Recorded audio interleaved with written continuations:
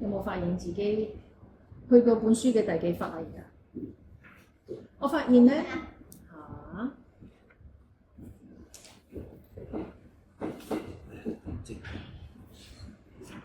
我發現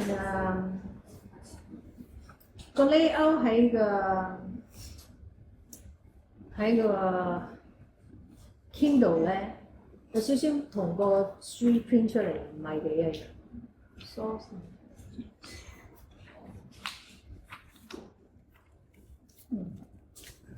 少少唔同。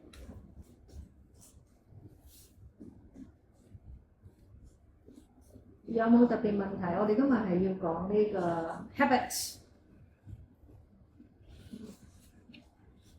有啊，有問題。問啦。我啱啱睇咧，佢最尾嗰段咧就話係通常就係pressure leads to pain， 就 pain 又 leads to pressure 啦。咁佢大部分嘅人都係想唔有 pain 啦，就有 pressure 啦。咁佢話個 yogi 咧does not engage in life， on the contrary he act without being tamed。咁佢話又再講 the soul is always outside the game of life。點解個 soul 點解可以 outside the game of life？ 個 soul 本身就係，唔係佢可以點冇得點解，個 soul 本身就係。但點樣可以 outside the game of life？ 我再答點樣講咧？個 soul 本身就係 outside the game of life。如果你睇翻個書之前講緊 even 個 intelligence， 佢哋都就喺度好似塊鏡咁樣睇住嘅啫，然後同你去分析。阿 soul 啊更加喺入邊去望住發生啲咩事，不過佢係唔會 engage 喺嗰個入邊。咁然後你日常生活做嘅每一個行為咧，好多時都係阿 mind 或者 ego 喺度 function。然後就去到呢一個 chapter 入邊講話，我哋嘅 action 通常都係一個 grey colour， 就係 mixed actions， 係咪？咁所以就係阿蘇個角色或者佢本身個 nature， 佢係永恆不變嘅，佢唔會 involve 喺呢個 life 入邊嗰種我哋每一日發生緊嗰樣嘢，佢係一個永恆嘅存在嘅一樣嘢嚟，所以就個 yogi 點樣可以令到自己個行為唔 taint with 任何一樣嘢，唔會有個 colour lens。我哋要 develop 自己嘅 awareness。譬如好似即係雖然有時上堂講啲 example 出嚟，好似講笑，但真嘅喎。Let's say 你曾經有一個好衰嘅男朋友，只要你見翻一個男仔個樣同佢差唔多，全部都係衰人嚟。咁我咪 tainted by 我嘅 experience， 而嗰個人其實乜嘢都冇做過，係咪？而呢樣嘢我都控制唔到，我係一個凡人嘅時候，又或者我係一個冇知覺嘅人，係咪？有時你哋呢啲問題，我只能俾故事形式去解讀啦。我識過一啲人就係話，可能佢個兒時咧經歷一啲好 strong 嘅唔好嘅嘢，可能舊一輩好興生好多個，然後自己其實都養唔到，最尾嗰個小朋友可能就要俾咗人或者成，咁然後嗰個小朋友就會成世都覺得自己係唔 worthy 啊。但若果你已經成為一個成人嘅時候，你可以好客觀咁樣望翻個歷史每一個細節嘅時候，其實你會可以好客觀睇翻個 situation， 就係話你個父母嗰陣時唔將你俾咗人，可能你就係餓死咗嘅。但如果你 take it as 我唔 worthy 嗰個，咁係睇你點樣 take 㗎，係咪？咁所以就然後可能咁樣就一世啦。你因為由細到大你經歷嗰樣嘢，你 label 咗嗰樣嘢係咁樣嘅經歷，而你唔再用第二啲角度去望翻件事，第二啲角度所謂嘅好 objective 去望翻個歷史，嗰個年代啲人個 culture 就係生好多個，佢其實冇個智慧去乜嘢叫避孕啊諸如此類啦。咁然後就係話佢咁，然後佢俾咗嗰個另外個屋企，可能另外屋企都唔係話點樣對佢好，或至少有得俾佢食。咪留喺個屋企，其實佢係前前後後佢10幾個兄弟姊妹，有2、3個都餓死咗。咁佢爸爸媽媽嘅舉動得一個就係佢唔想再餓死多啲。但嗰個小朋友選擇佢自己係一個唔 worthy 嘅小朋友，然後去到呢一刻中，去到已經60幾歲、70幾歲，佢都係抱住呢樣嘢，I'm not a worthy one， 成個 life。咁呢個咪就唔係活在當下。嗱，呢一刻可能佢發生緊喺佢生命嘅每一刻中嘅每一樣嘢，去 colour by 呢樣嘢。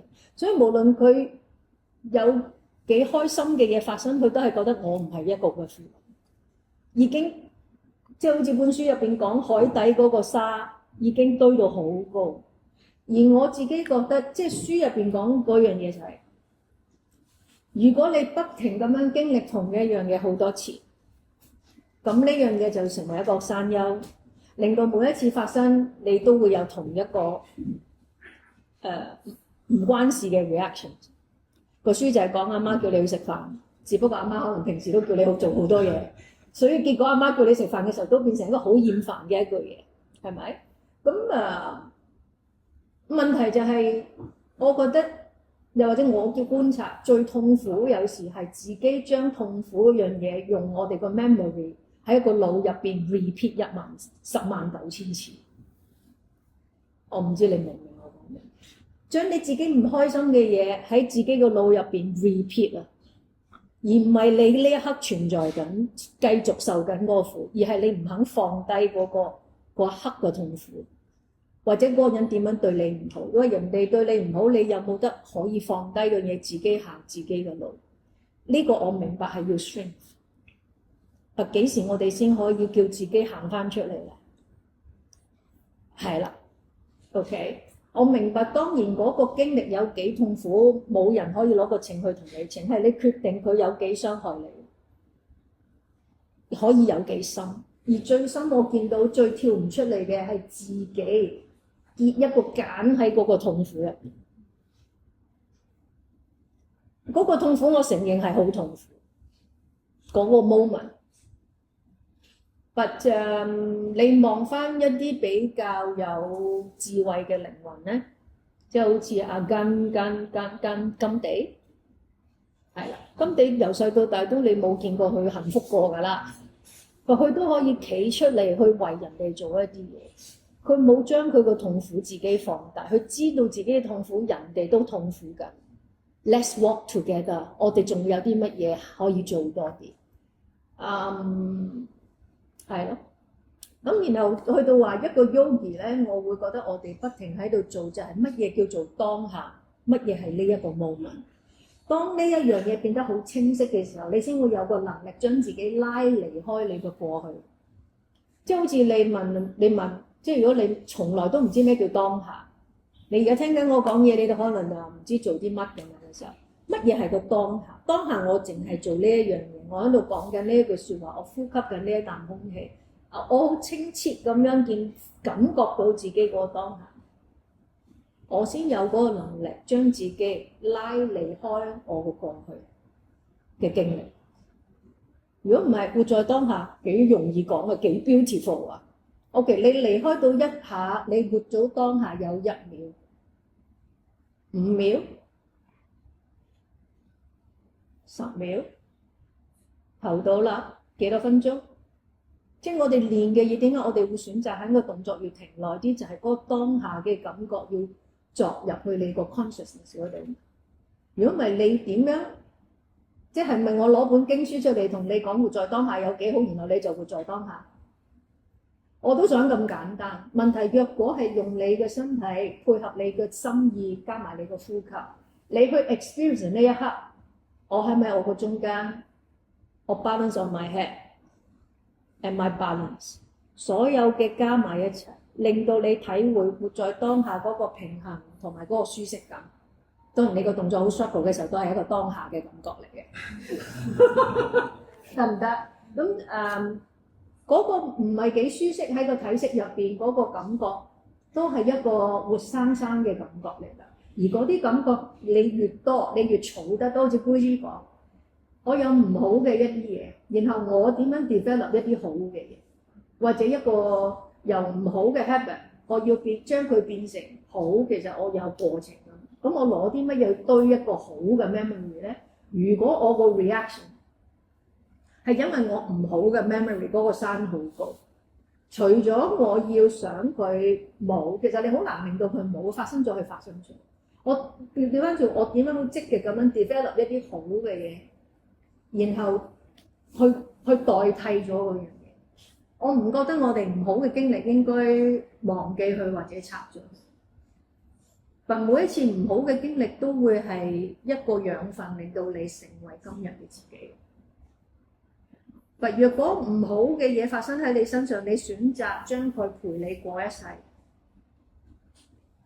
係邊個要你咁樣㗎？係你個 ego， 你個 ego 捉住過去，因為佢好想存在，佢唔會俾你去將來。你記得我哋上次講 ego 係冇將來㗎。你死嗰日佢就冇，所以 ego 令到你，即係我個身份唔係淨係話我有 Benz 同埋我有咩咩袋咁啦。我個身份可以係我係一個好悲情嘅女主角，即係我就係最凄涼嗰個，你冇我咁凄涼。呢個都係一個 identification 嚟㗎，好 tricky 㗎個 ego。我就係最凄，我就係最受傷嗰個，即係受傷腰骨痛啲啲嗒嗒嗰啲嘢，咁問題都係啦。我擺咗個 problem 喺度，個 problem 愛嚟令到你成長，定係個 problem 令到你，我就係有 problem， 即係我嚟 label 你自己，我係 scoliosis， 我係 low back pain， 我係 knee pain。咁啊，在座幾多成功嘅例子就係全身都係問題啦，而家冇晒問題咧，就係佢從來都唔會 emphasize 自己個問題啊嘛，咪繼續 work 咯。Life is like that。係咪 ？OK， 咁就Yogi 點樣可以每一個 action 係冇顏色、冇任何被影響嘅？我個答案字都係嗰樣嘢，就係你要有 awareness， 唔係淨係 bodily 嘅 awareness。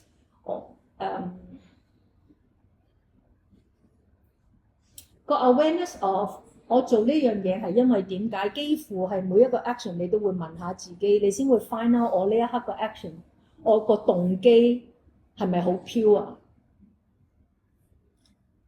有一個咁樣嘅能力嘅人，對於自己個 mind 點樣 function， 對於自己嘅 ego 點樣 function， 佢係好有自覺㗎，佢先可以做到我呢一刻個 action 唔受任何嘢嘅干擾。我會 aware 到幾時我個 ego 喺度，然後咁實有嘅，日日佢都喺度噼哩啪啦，日日都會叫你，哇嗰度好靚啊，哇！然後 ego 衰到死啊咁啊，真係好識唔想同佢講嘢啊咁啊，係啊，即係呢啲都會喺度不停，日日都喺度有聲音喺度講。咁問題就咁，你係邊個？如果你好 aware 佢哋係點樣 function， 咁你個 action 就會可以比較冇咁多 colour。Guruji 其中一個比喻就係佢會好嚴厲咁樣去教啲學生。咁都係嗰句啦 ，Guruji 係 Guruji 啦 ，Guruji 睇到嘅嘢係我哋凡人睇唔到。同埋佢都有講就係我教佢嘅時候，因為佢需要我嘅唔同嘅學生，佢需要用唔同教學嘅方法。佢唔係對嗰個學生都惡嘅，有啲學生係真係要你要大聲學佢咧，佢個靈魂先會翻嚟，佢個人先會翻嚟。如果唔係嘅話，有啲就唔係嘅。Guruji係啦，我有見過佢教咧，佢唔係對個學生講嘢係同一個口吻嘅。所以就我會覺得佢有個，我有見到佢好似喺書講嘅咧，就係。就算我鬧完個學生，我轉頭我對第二個學生嘅時候，我個 anger 唔會 carry forward 去下一秒鐘。我呢個學生需要我好大聲鬧完佢之後，我唔會下一個就繼續鬧呢個頭先我激親我啦，即繼續鬧你嗰邊。即係佢唔會係咁樣嘅，係啦。好，仲有冇其他問題？提過有講咩karmic casualties。即係即係 bad karma 個意思，係係咪就係咁嘅意思咧？即係做多啲 good karma，做少啲 bad。佢講緊咧，我哋一開始嘅時候咧係要咁樣嘅，就好似頭先話嗰個唔好嘅山友已經好多年。其實你問我你係咪要踢除佢？你唔使，你由得佢喺度就得。但你要 build 一啲新嘅嘢，新嘅山丘俾自己。點樣可以見到半杯水嘅滿，而唔係永遠見到半杯水嘅 empty 嘅一啲嘢，你先會可以然後嗰個山高過嗰個山，咁你就可以所謂嘅 good karma、bad karma 所多啲嘢。But Yogi 係唔追求呢樣嘢，佢唔追求我做嗰樣嘢係咪 bring up 一個 good karma 定係 bad karma，因為佢哋明白冇，就算我做一個 good karma。There's still a karma。我俾一個故事你聽，就係話嗱，頭先係一個故事，就係一個原生家庭放棄咗個小朋友，個小朋友成世都覺得自己係 unworthy。咁呢個就係個身體，個屋企好差，所以佢變咗佢一生影響都好差，好正常啊！你會覺得咁。俾我另一個故事就係個媽媽錫個仔錫到爆炸，咁好多個小朋友嘅屋企好溫馨。佢哋同媽媽嘅關係好好。咁當然佢啲仔女全部都係話勁人啦，同埋佢媽媽成日都會鼓勵佢哋咧，只要你個心叫你去做，你去做啦。咁所以最尾個仔最尾係成就咗一個好好嘅一個職業，同埋係幫緊好多人。咁問題就係佢媽媽離世嘅時候，佢呢個仔喺一個禮拜之後就已經心臟病。就係因為佢太愛佢媽媽。咁你聽唔聽到呢個故事就係好，到佢媽媽離開佢嘅時候，個仔崩潰，佢個刻不能承受嘅痛，然後從來都冇問題喎喺個心臟入邊，就係媽媽走咗之後，個心臟就崩潰，要即刻送入醫院做手術。咁好明顯就係佢傷心欲絕啊！咁明唔明白乜嘢叫做好嘅 karma 同唔好嘅 karma？ 無論你點樣，still you are in the the wheel of the karma。I'm sorry。who we are？ 我哋喺度做緊乜嘢 ？We are just human。OK？控制下先。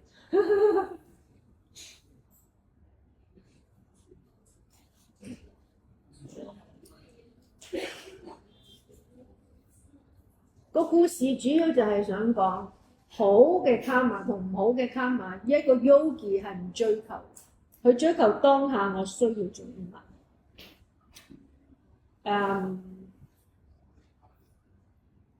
然後我當下決定咗做咗嘅嘢，我會放低佢，然後繼續行我應該要做嘅嘢，而我唔會去再眷戀嗰個 result， 無論個 result 係乜嘢，因為當下我要去話一個打小朋友嘅人，我就係要話同埋要好兇狠㗎，我唔會話因為 Namaste。我係一個 yogi， 我唔可以鬧。喂，你明明見到個人喺度打小朋友喎，咁嗰日我就係鬧爆佢，喺個小巴度打小朋友。咁我就係，喂，佢上小巴係慢嘅，你唔使打鬼佢㗎嘛。咁我話你唔可以喺公眾場所打小朋友。咁當然我個語氣就唔係咁溫柔啦。你要 stop 一個唔應該嘅行為，你唔會係 Namaste。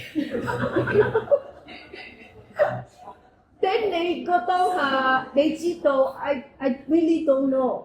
等然後我要離開個小巴嘅時候，等我要離開，因為我唔會知道個小朋友之後將會再發生啲乜嘢。就係咁樣咯。habit。居之有講話，因為 habit 你明白 habit 呢樣嘢。其中一個居之嘅名言就係話，unconscious 嘅 habit is a disease。就算刷牙都可以引咎一個問題出嚟。刷牙係一個好好嘅 habit 係咪？刷牙都唔得，唔好刷牙咁，唔係唔好刷，我又俾我個故事你聽。刷牙係好好噶，問題咧，我以前刷牙成日都覺得我好用力刷，我就唔會有牙周病噶啦。同埋係啲膜咧，一定會咩牙菌膜一定刷晒出嚟，我會好努力咁樣刷。終於俾我刷到我牙肉咧離開我隻牙，直至到我去醫生嗰度，我有嗰啲叫牙周病，即係種食凍嘢會咁樣嗰啲啦。阿醫生話：你都刷牙好狠下喎！跟住佢話：喂，你一定要轉咗你刷牙嗰隻牙刷毛，去到要45度斜角咁樣捽上去咁樣嗰啲技巧啦。等你先至會係得。咁以前就我總之覺得我大力就得㗎啦，即係打圈啊咩花式咁樣都撩晒。總之我覺得咁樣就係刷乾淨啲牙。點不知因為我成日覺得以為咁樣係啱 unconscious 咁樣好耐之後，等我個牙肉終於離開我隻牙。所以就係如果我做每一個 action 我係冇 consciousness 嘅，佢會 bring 一個 disease。So habit 係累積嘅一個問題，所以我哋喺練習入邊係將呢樣嘢放到最大。我做嘅嘢係唔係一個 habit， 定係我當下必須要咁樣做。所以有時喺潘妮上堂，點解佢有時突然間連粒磚都唔俾拎出嚟咁樣？即係平時上堂兩個磚一條繩啊，唔知幾多張氈就一定㗎啦。喺潘妮上堂一個 chop 都唔準拎出嚟啊！咁然後你即刻好慌亂啦，個心好亂啊！即刻我好似上唔到堂喎，冇晒啲嘢咁樣。其實呢個就係人生啊嘛。你人生你可唔可以冇晒啲嘢，然後你可以繼續啊？呢個係好好玩嘅嘢，你問我，而唔係話我一定要有好多嘢我先至得㗎咁樣咧。呢個係一個又係 identification 嚟㗎。如果你細心去觀察睇法嘅話 ，OK，下次就會睇埋 memory 啦。咁我哋下次可以再 wrap up，或者你自己成個 chapter 一次過再睇，睇下有啲乜嘢可以自己連貫。我想問仲有冇啲咩問題可以再講？冇 ？OK，多謝。Thank you. Thank you.